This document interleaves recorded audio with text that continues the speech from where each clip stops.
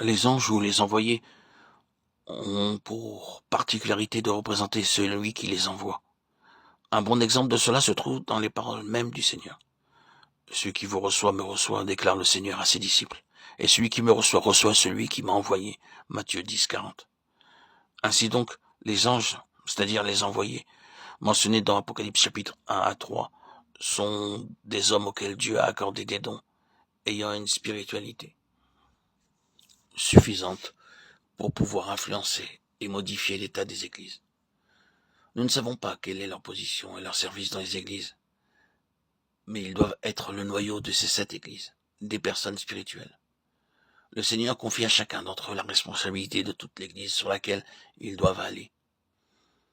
À en juger le contenu de ces 7 lettres, il est évident que ces anges et les églises dans lesquelles ils sont ne peuvent être dissociés. Par exemple, dans le chapitre 11, 1 verset 11, nous lisons « Ce que tu vois, écris-le dans un livre et envoie-le aux 7 églises. » Tandis que l'introduction de chaque lettre dans le chapitre 2 et 3 commence toujours ainsi, écrit à l'ange de l'église. Cela montre que l'église considérée et l'ange sont indissociables. De plus, ces 7 lettres sont écrites aux 7 anges des 7 églises et dans chaque lettre, les mots suivants sont répétés. Que celui qui a des oreilles entende ce que l'Esprit dit aux églises. Cela montre que le Seigneur considère les anges de la même façon que les églises, car il les tient pour responsables des situations qui sont dans les églises. Toutefois, tout cela ne doit pas laisser supposer que l'ange et l'église sont la même chose. Par exemple, dans de nombreux cas, le Seigneur dit aux églises ceci. Le diable jettera quelques-uns de vous en prison. 2:10. Même au jour d'Antipas, mon témoin fidèle qui a été mis à mort chez vous. 2:13. À tous les autres de Thyatire. 2:24. Et tu as à Sardes quelques hommes qui n'ont pas souillé leurs vêtements. 3:4.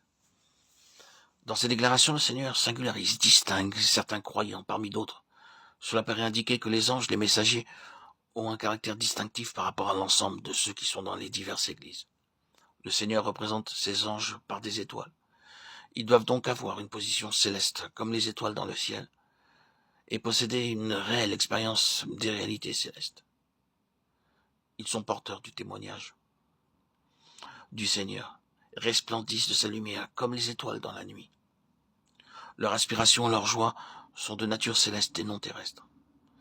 Ils ont une intime communion avec Christ, et ils reçoivent également la puissance et l'autorité du Seigneur, car ils sont dans sa main droite. Ces messagers représentent les églises, car ils sont les plus fidèles dans ces églises. Ils sont préoccupés par l'état des églises, et ils s'identifient avec elles dans leur succès comme dans leur faillite. Le Seigneur envoie comme ses messagers ceux qui consentent de plein gré à partager la responsabilité des églises. C'est pourquoi tous ceux qui désirent être utiles dans la main du Seigneur doivent bien souvent tomber à genoux devant Dieu et prier pour l'église en répandant leur cœur devant Dieu avec larmes, bien que la défaite des autres ne soit pas leur défaite en expérience. S'ils ne prennent pas à cœur la défaite des autres, le Seigneur la mettra sur leur propre compte. Ces responsables doivent avoir un cœur très large, embrassant tous les enfants de Dieu, portant la situation des autres comme si elle leur était propre. S'il en était autrement, ils attristeraient le cœur du Seigneur et se trouveraient eux-mêmes en difficulté. Ils seraient malheureux qu'il en soit ainsi. D'autre part, si des croyants se livrent sincèrement au Seigneur en portant les fardeaux de l'Église à cause de lui, ils accompliront de grandes choses pour le Seigneur et recevront de sa part leur propre récompense.